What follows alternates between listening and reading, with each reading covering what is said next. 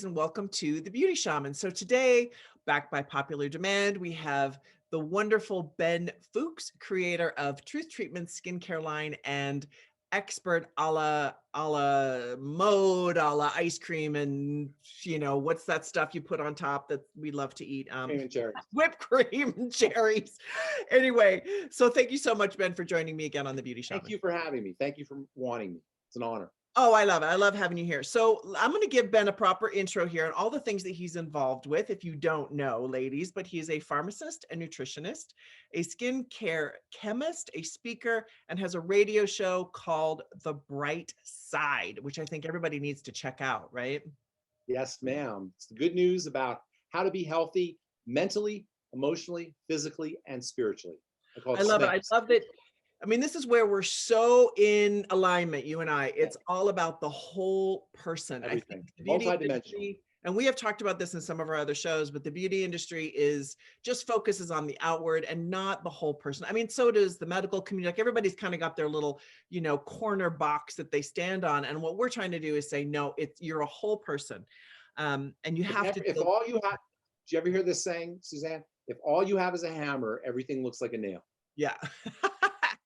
Well, that's right. And I think a lot of times within us, there's like a resistance, like, but wait a minute. And, I'm doing all these other things. Why am I not feeling yada, yada? Because you have to take your entire body into perspective, and you have to go to people who understand that, who can help you. So today we're going to the skin. Go ahead. Let me just say this real quick. The skin's on the outside of the body. So we kind of don't make this connection. It looks like just a canvas or like an envelope or something that the inside is inside of, but it doesn't look like it's one thing. But we say the skin is the body's largest what? Organ. Yeah. Organ, right? It's like it's an organ. It's like your liver. It's like you have your liver on the outside. If you had your liver right here, right? You'd be like, stay away. Do not come close to me and do not touch this thing. It's my liver and it's right here. But we don't think of the skin that way. The skin is so forgiving and so resilient that we don't really think of it like our liver. But if we had our liver on the outside of our body, like sitting right here, you certainly wouldn't be rubbing a bunch of stuff on top of it. You'd be very, very careful because this is an organ. But because the skin doesn't look like an organ, it doesn't seem like it's an organ. We say it's an organ, but because it just doesn't look like it have that throbby, gooey, bloody quality that an organ has, we don't think of it as such. Of course, if we burn ourselves and then we can see its organ-like nature, we're like, oh, I don't want to see that. That's when the skin's true organ-like nature resolves itself. But this coating on the surface is very misleading, and it's the reason why we don't treat the skin as we would treat any other organ of the body. It's kind of like the ugly ant or the crazy ant that we stick in the basement and we don't want to see. We treat the skin in this way that we would never think of treating any other organ of our body. Well, I totally agree with you. And so today we're going to touch on one of the skin issues that comes up a lot with people, and that is melasma, and how it's treated. Okay, often it's just treated topically, but melasma is so much more than that. So let's get into melasma. What is it, and kind of what's your knowledge? Melasma hyperpigmentation. Right. And while the sun gets blamed for it, it really doesn't make sense when you think about it, because when you're 5 years old or 10 years old or 15 years old, you're laying out in the sun, do you get hyperpigmentation? No, you get a tan. Right? Hyperpigmentation only happens when you get older or if you're on medication. Right. Because when you're older and when you're on medication, you're playing around with your chemistry.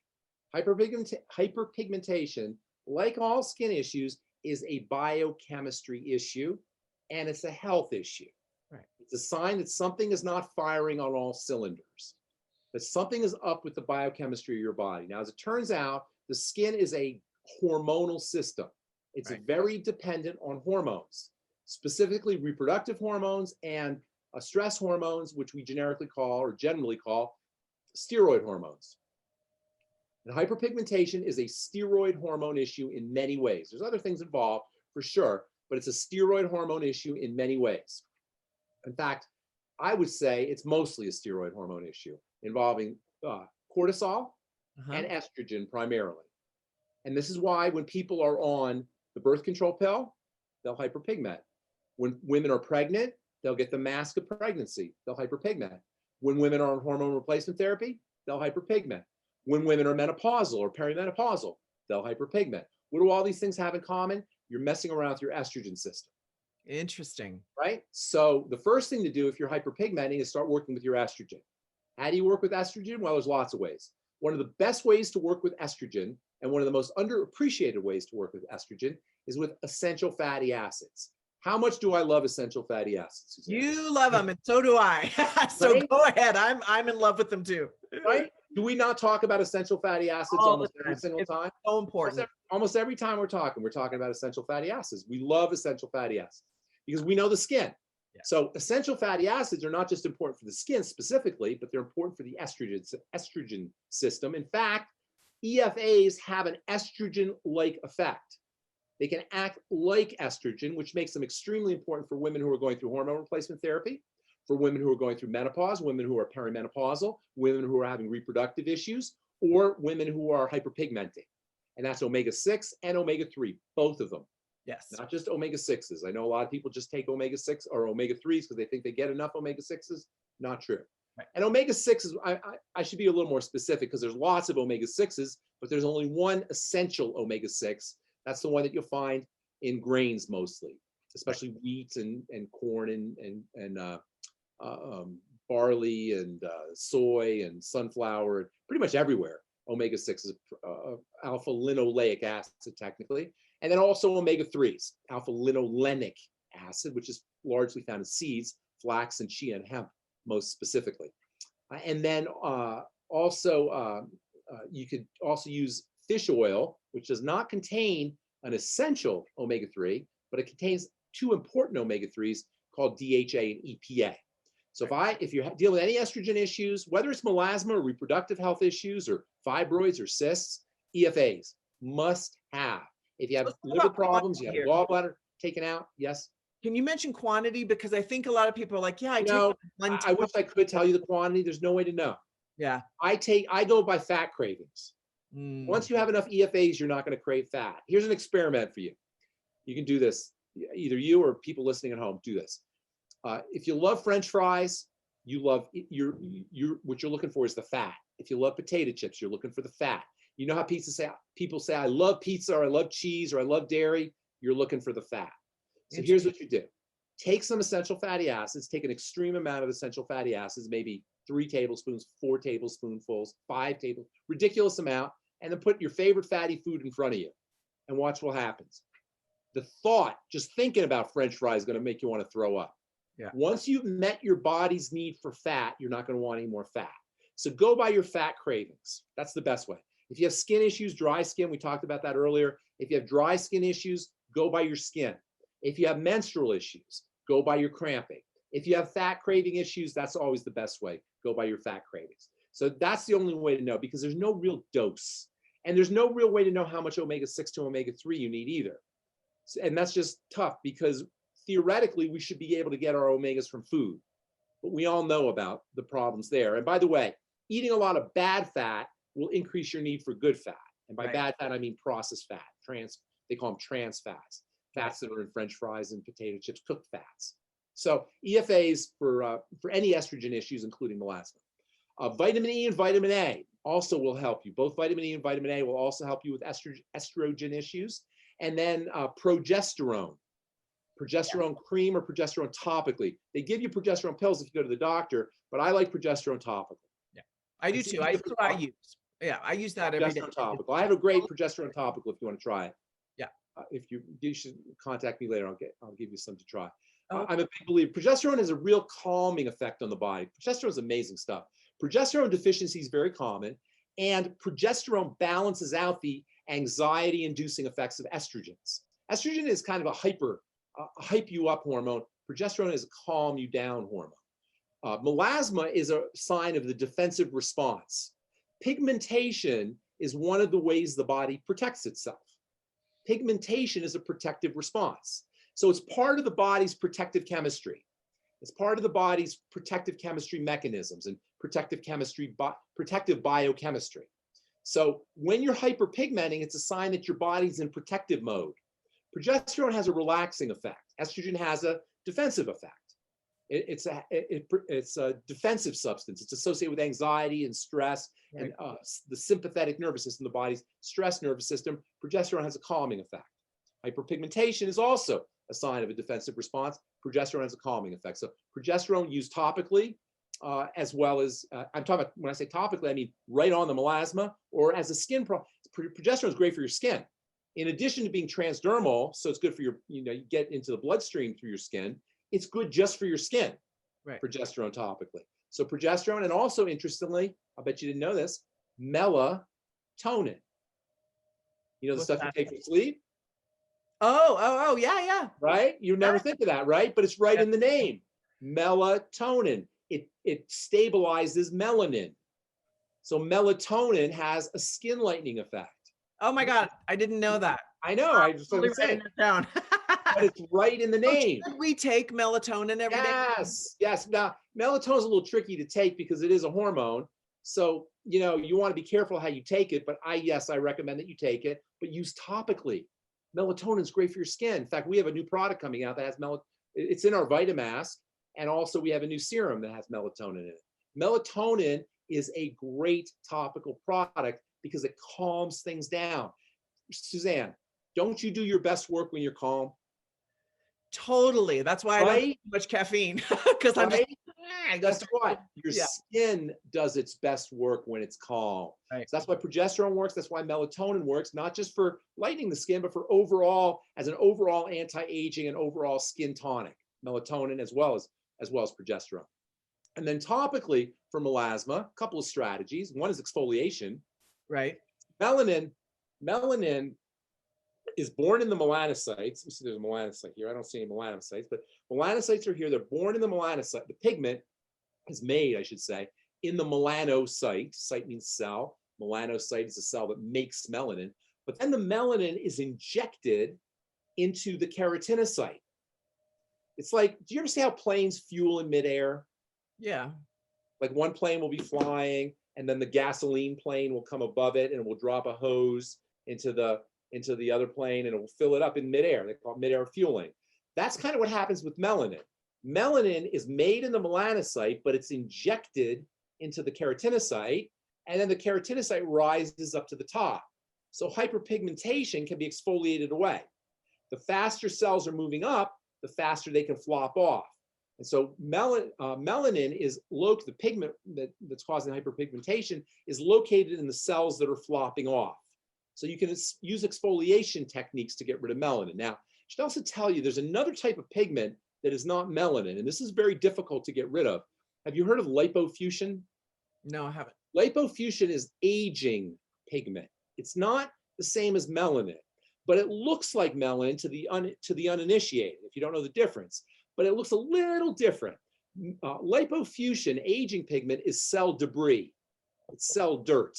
When a cell dies, all of its waste, all of its organelles, its substructures, they got to go somewhere. And under ordinary circumstances, they'll go into the lymphatic system and get drained. But as we get older, or if we're sick and our lymph isn't working, is clogged up, all those particles will accumulate and they'll get deposited in the skin, and it'll look like pigment, but it's not really pigment. It's not really melanin. It's deeper than melanin. Have you ever seen pigmentation on the hands, especially on older folks, or on the feet, or on the legs, that looks like a map? Yeah. It kind of looks like the map of France. It has like a geographical appearance to it. Right. And it doesn't look like melanin. It's not as dark as melanin. It's kind of light brownish, and it's deeper. That's lipofusion. And if you try to get rid of that with skin lightening techniques, it's not going to work. That requires lymphatic drainage. And there's all kinds of ways you can move the lymph, but you got to move the lymph. And we should do a talk sometime on lymphatic drainage and moving the lymph, because it's very important for the skin and very important for overall health. But topically, exfoliation is great. Vitamin C is a great skin lightener on two fronts. Number one, it's an antioxidant, so it will protect melanin from oxidizing. And number two, it's a tyrosinase inhibitor. I'm sure you've heard of that term, tyrosinase inhibitors or inhibition. Tyrosinase is an enzyme that makes skin pigment. So by inhibiting tyrosinase, you can slow down pigmentation, and vitamin C is a tyrosinase inhibitor. Retinol is one of the all-time great skin lighteners. In fact, retinol is as effective at lightening hyperpigmentation as hydroquinone. Hydroquinone is considered the gold standard. You've heard of hydroquinone, I'm sure. Yeah, it's hydroquinone, it's really nasty stuff. Really nasty stuff, yeah. Very nasty stuff. But it's the gold standard for prescription or for drug skin lightening, and it's pretty effective. But you can't use it for more than a month or so because it can permanently disable your pigment cells, which you don't want. So it's pigment's necessary. It's a drug, and it's really toxic, and it's just a nasty, nasty drug. Retinol is just as effective as hydroquinone, but retinol gives you the benefit of all the anti-aging properties, and it's non-toxic. So if you use retinol instead of hydroquinone, you get anti-aging, you get more high hyaluronic acid, more collagen, and you get skin lightening, and you get better cell division or cell differentiation, as we talked about on our last episode, or last video.